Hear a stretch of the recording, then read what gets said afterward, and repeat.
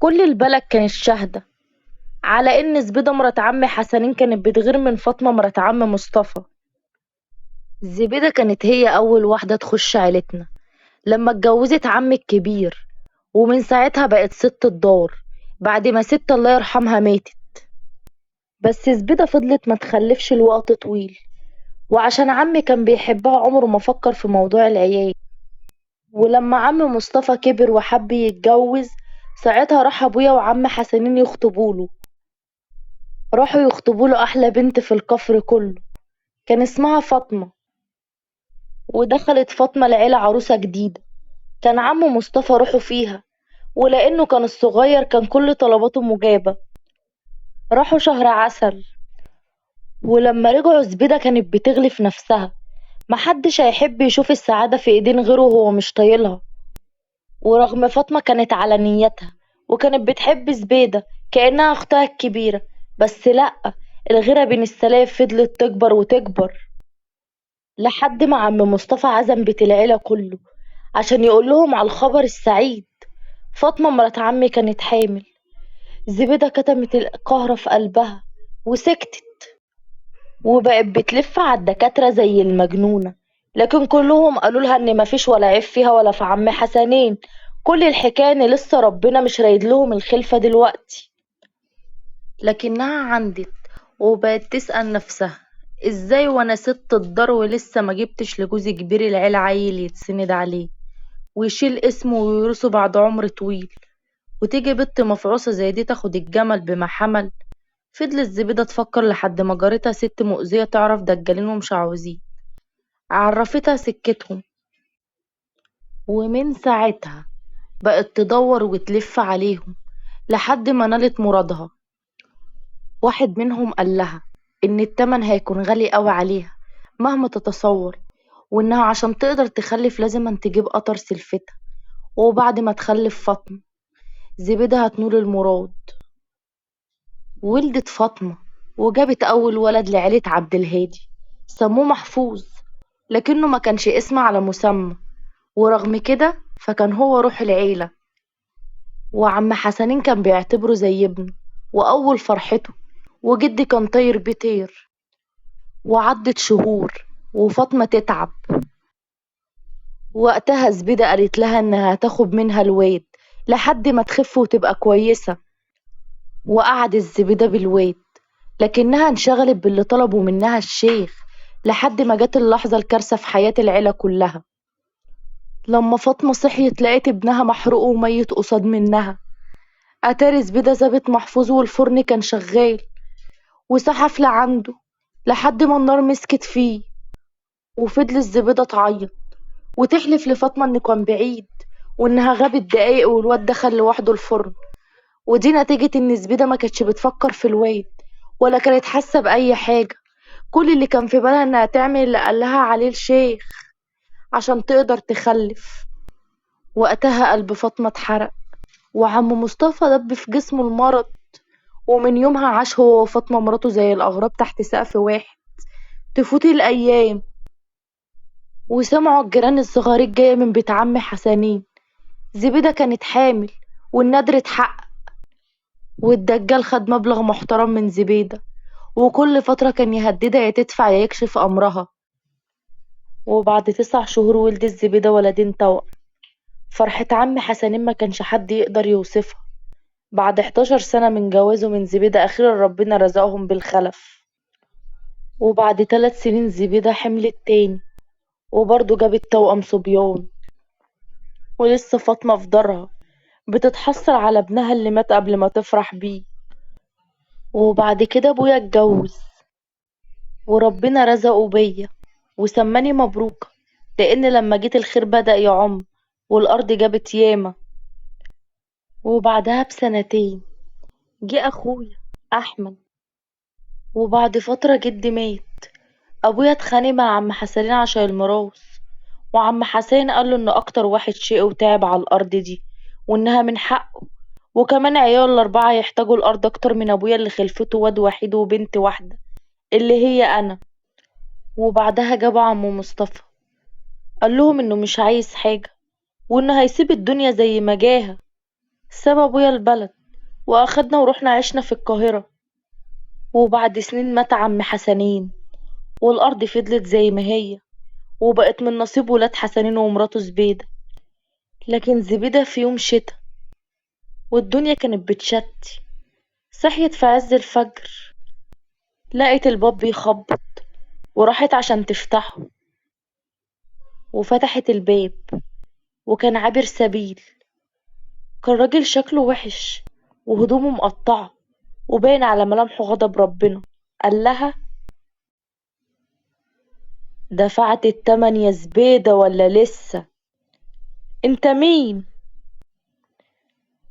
قلتلك ان مفيش حاجة ببلاش، وان التمن غالي غالي مهما تتصوري. قفلت زبيدة الباب في وشه، وهي مش مهتمة بكلامه، وقالت: ده اكيد راجل عجوز وبيخرف. وبعد اسبوع كانت زبيدة بتجيب حاجات عشان تغدي عيالها الاربعة، والدنيا كانت بتمطر، وكانت خايفة على عيالها وكانت عايزة ترجع لهم بسرعة. لكن من اللي شافته وقفت قصاد البيت مش عارفة تتحرك. لقيت النار بتاكل في البيت ومحدش قادر يفتحه. ما بقتش مستوعبة اللي بيحصل. قلبها وقع وقعدت تصرخ وتقول: ولادي ولادي فين؟ وقتها كانت جت صاعقة كهربا مع المطر، فتحت النار على البيت كله. مهما كانت الناس بتحاول تفتح الباب ما كانش بيتفتح، وكل ما الناس تقرب من البيت كانت النار بتزيد اكتر، وبقى اولادها يصرخوا ويصوتوا، وامهم سامعاهم ومش قادرة تحوش عنهم اللي صابهم. وفضلوا الاربعة جوه البيت لحد ما ماتوا كلهم. زبدة عرفت ان ده التمن اللي الراجل كان قايل عليه، ولما ركزت شوية عرفت ان هو الدجال اللي راحت له زمان، وده نفس كلمته اللي قالها. وفهمت كمان ان التمن غالي قوي واغلى ما تتصور. فضلت زبيدة الايام مش مصدقة اللي حصل. كانت بتمشي في الشوارع بعد ما اتجننت، وتنادى على عيالها الاربعة لحد ما وصلت لبيت فاطمة مرات عمي مصطفى، وفضلت تخبط عليها. واول ما شافتها قالت لها: العفو والسماح يا فاطمة، رجعي لي عيالي، ابوس ايدك تسامحيني وترجعي لي عيالي. فاطمة ما كانتش فاهمة حاجة، وقالت لها: البقاء لله، بقى انا انسى وهي تنسى وانت ما تنساش يا رب. فاطمة قالت لها: تقصدي ايه يا زبيدة؟ وقتها زبيدة حكت ان هي السبب في موت محفوظ ابن فاطمة، لما الدجال طلب منها ترمي الواد في النار عشان تقدر تخلف، وقال لها ده شرطهم الوحيد عشان تقدري تجيبي عيال. وكملت وقالت: كنت عارفة ان محدش فيكم هيكدبني او هيشك فيا لما انكرت ان شفته وهو بيولع قصاد مني وقلبي مات. فاطمة ما كانتش قادرة تستوعب كلامها نهائي. ردت فاطمة عليها بحسرة وكسرة قلب وقالت لها: يعني انت السبب في كل اللي حصل لابني؟ معقولة يا زبيدة؟ طب ليه؟ واعمل لك ايه يا جحدة اللي ما عندكش قلب؟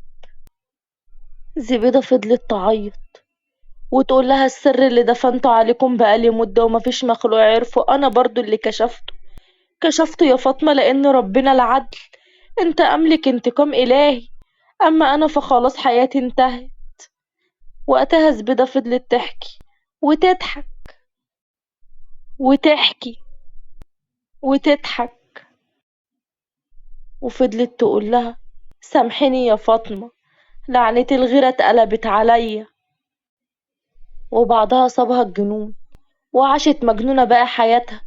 بقت تلف في الشوارع وتقول: كنت عايزة اموت واخلص من العذاب ده، بس خايفة اوي، خايفة اقابله وانا كده. انا لسه مش مستعدة، يا ترى هيسامحني؟ هيغفر لي لو تبت بجد؟ انا عارفة انه بيغفر، بس كمان متأكدة من رحمته.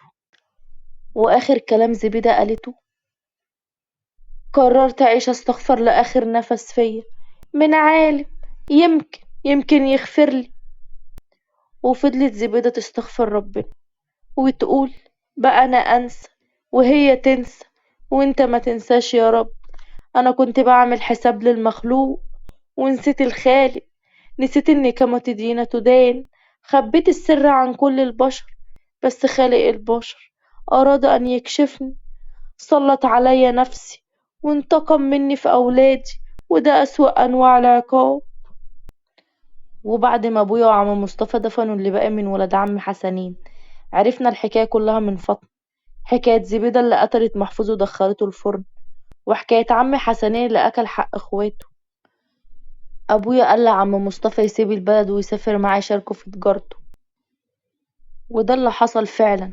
محدش فيهم رجع لدار العيلة بعد ما صابتها اللعنة بسبب اللي عملته فيها زبيدة، ولا حد فيهم لمس الأرض، لأن بعد ما عم حسنين طمع في حق إخواته، الأرض ما بقتش تنتج وبقت بور. وبعد ما سافرنا وعم مصطفى عاش قريب مننا، واتفاجئنا بيه هو ومرات عمي فاطمة بيقولولنا إن ربنا رزقهم بطفلة وسماها دنيا. ويوم ما اتولدت كنت أول مرة أشوف عم مصطفى وفاطمة بيضحكوا من سنين. أما زبيدة بقى فلسه دايرة في الشوارع وبتنده على عيالها، ولسه عمالة تبص للسما وتسأل بقى أنا أنسى وهي تنسى وأنت ما تنساش يا رب.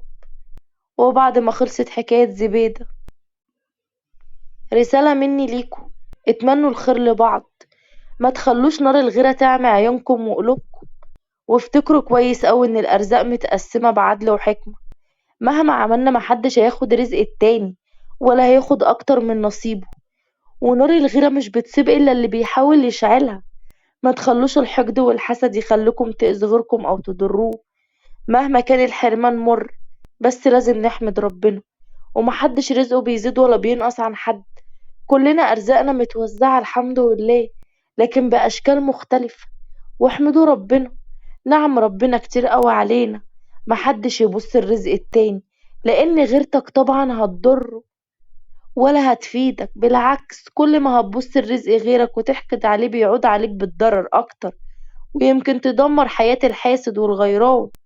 يلا ندعي لبعض بالخير عشان يعم علينا كلنا ويحفظنا من لعنة الغيرة يا رب.